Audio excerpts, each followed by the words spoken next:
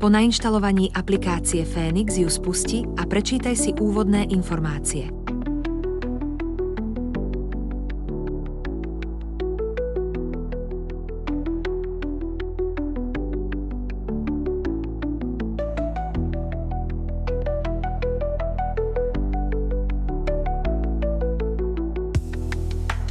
Vytvoríme si úplne novú peňaženku, ktorú nazývame iWallet.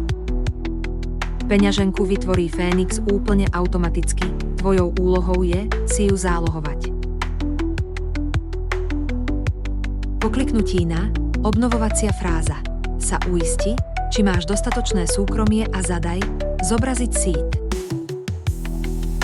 Zobrazí sa ti 12 slov, ktoré sú tvojim kľúčom k prípadnému obnoveniu tvojej peňaženky v prípade straty, krádeže alebo rozbitiu tvojho mobilu. Obnovovaciu frázu, teda zobrazených 12 slov, si v presnom poradí zapíš na papier. Opakujem, papier. V žiadnom prípade nepoužívaj akýkoľvek elektronický spôsob. Tvoje zdroje tak budú v omnoho väčšom bezpečí. Papier si dôkladne uschovaj na bezpečnom mieste. Vykonané aktivity potvrď oboma zelenými kvačkami. Vráť sa naspäť na nastavenia a klikni na zobrazenia.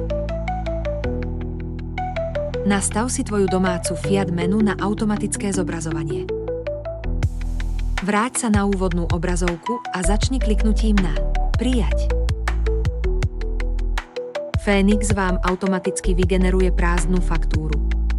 Stačí ju skopírovať a odoslať donorovi prostredníctvom aplikácie na šifrovanú komunikáciu Signál.